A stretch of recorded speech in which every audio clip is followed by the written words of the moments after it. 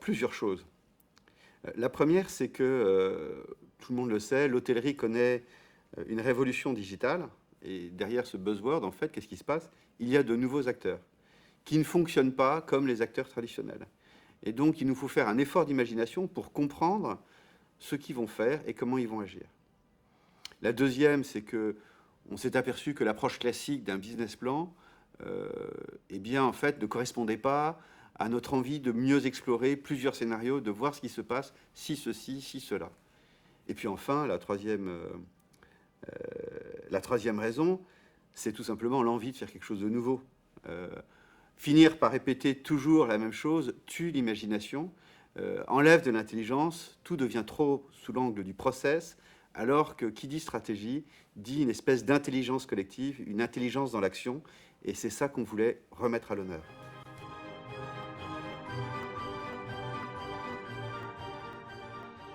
Finalement, rétrospectivement, je me dis ce qui était important, c'est qu'on l'a fait à une période particulière de l'année, la fin d'année. Pourquoi? Parce qu'en fait, on a besoin d'avoir un peu de temps, que les gens respirent, que les gens se projettent autrement. Donc on avait bien choisi, c'était un des derniers jours avant les vacances de Noël. Et typiquement, on va en faire un autre en juillet et on le projette de la même façon. C'est-à-dire qu'il faut que les gens soient dans un état d'esprit qui soit favorable.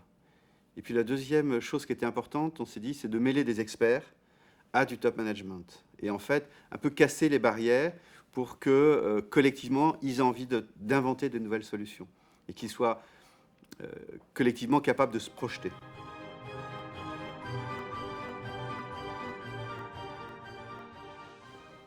Alors je pense que le premier, c'est le fait de s'être mis à la place de l'autre, des concurrents, des autres acteurs plus exactement, parce que ce n'était pas simplement une question de concurrents.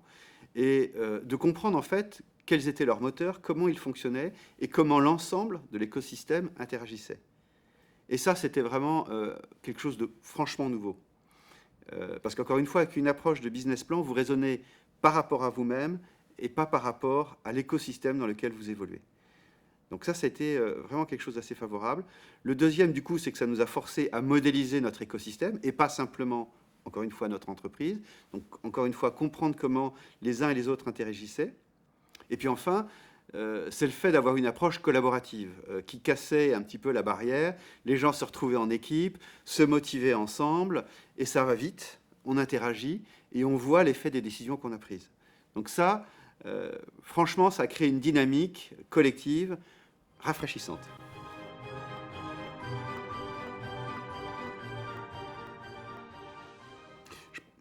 Je pense que une des valeurs aussi de cette démarche, c'est une forme de consensus qui se construit. Il y a des évidences qui apparaissent en disant oui, finalement, ce scénario est possible et collectivement on s'en est rendu compte.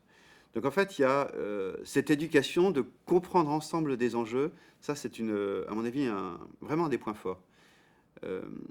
La deuxième, évidemment, c'est d'explorer des scénarios qu'on ne voyait pas auparavant. Encore une fois, difficile de dire précisément les choses, mais il y a des évidences qui nous sont apparues que l'on ne voyait pas avant. Donc, or, en stratégie, on a besoin de rechercher des choses nouvelles pour comprendre un peu comment tout ça fonctionne. Là, on a vu des choses qu'on ne voyait pas auparavant.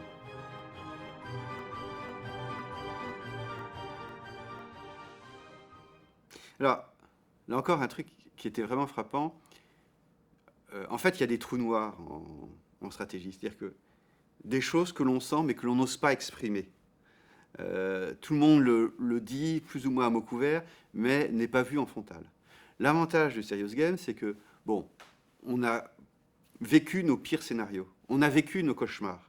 Et conséquence de quoi, on a vu qu'on pouvait aussi s'en sortir. Donc en fait, c'est ce qui est un peu nouveau, on affronte ses peurs et on apprend à les surmonter.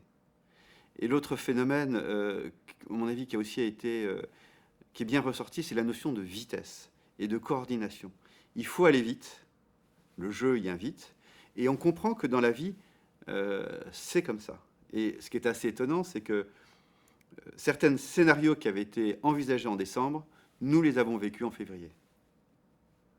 Donc, là encore, quand il a fallu prendre des décisions, se réunir, etc., ça a été rapide, et les gens se sentaient plus à l'aise d'affronter l'épreuve, parce que, en quelque sorte, on l'avait déjà vécu.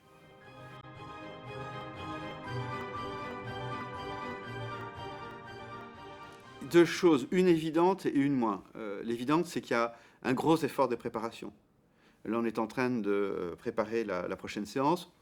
On regarde, il y a 20 jours hommes de préparation juste sur les aspects modélisation. Donc, c'est du travail, comme toujours, mais ça fait bien de le redire. La deuxième chose qui est plus inattendue et qu'on avait, grâce à vous, anticipé, mais que je n'aurais jamais pensé, c'est la préparation psychologique.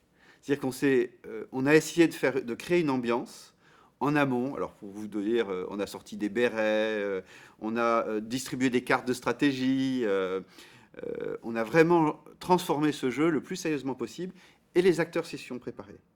Et ensuite, l'autre chose qui, là aussi, n'est pas évidente, c'est qu'il a fallu faire atterrir. À la fin de cette demi-journée, nous avons pris le temps de respirer et de revenir sur Terre pour que chacun sorte doucement de son rôle. C'est un jeu de rôle, donc c'est un jeu qui a ses propres règles. Et c'est curieux parce qu'en entreprise, justement, cette partie, je dirais, un peu émotionnelle et d'intelligence collective, on la voit rarement. On est tous froidement rationnels, et là, on se découvre pas si rationnel dans l'action. Et ça, c'est un point fort.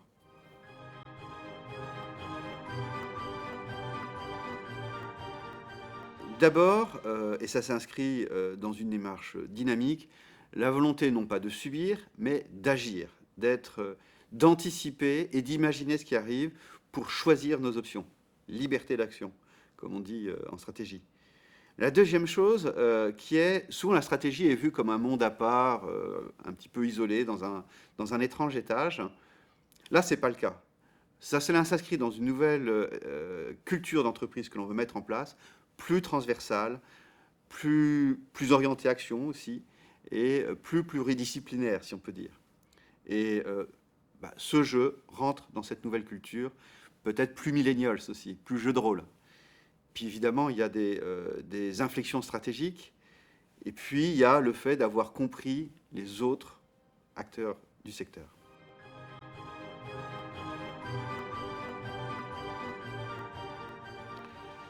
Alors, les facteurs clés de succès, comme on dit, c'est de déployer une intelligence collective.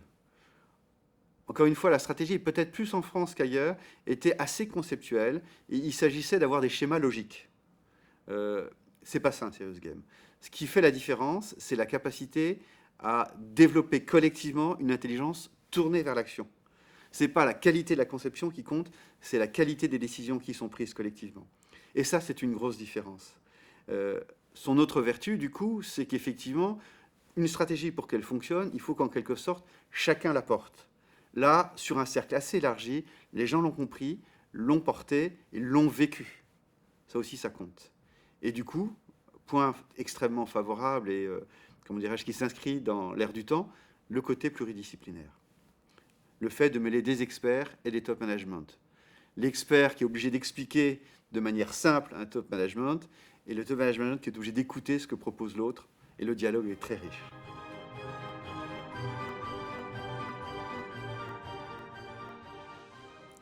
Alors, d'ailleurs, au passage, nous avions une équipe comportant plusieurs nationalités. Et d'ailleurs, au passage, c'est un point important de comprendre également la langue dans laquelle on va jouer. Nous avons, joué en deux langues. Souvent, certaines équipes parlaient en français, d'autres en anglais, et en revanche, les restitutions étaient en anglais. Où est-ce que ça peut s'appliquer? Partout où le collectif fera la différence. En fait, le serious game est quelque chose qui permet collectivement de comprendre les choses, collectivement de décider et de comprendre comment les autres acteurs d'un écosystème fonctionnent. Donc évidemment, à la stratégie, cela me paraît tout à fait pertinent. On peut imaginer que dans tout ce qui touche à la négociation, c'est vraiment un outil clé. Et même, on peut dire que, pour moi, le serious game, c'est un peu à la stratégie ce que l'hackathon est au processus d'innovation ou ce qu'est le développement agile comme nouveauté par rapport au développement en V classique. Voilà, c'est quelque chose, c'est un outil qui répond bien à l'ère du temps, qui joue sur le collectif, être concret et être tourné vers l'action.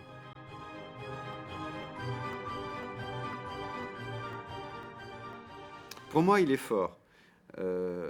Pour au moins deux raisons. La première, c'est que toutes les entreprises connaissent ou vont connaître des impacts forts dus au digital. Donc il faut s'imaginer un nouveau futur. Il faut imaginer comment on va fonctionner avec de nouveaux acteurs. Donc pour la stratégie en France, je pense que voilà, l'avenir est fort. Et la deuxième raison, aussi c'est peut-être les Français aiment la nouveauté, le stratégie planning, ça date des années 70, c'est quand même un peu sclérosé. On a du mal à se remotiver et à comprendre comment l'environnement évolue avec cet outil-là. On a besoin de faire quelque chose de nouveau. On a besoin d'avoir une approche plus collective et le Sales Game répond à cette attente. Donc je crois à l'avenir vraiment fort.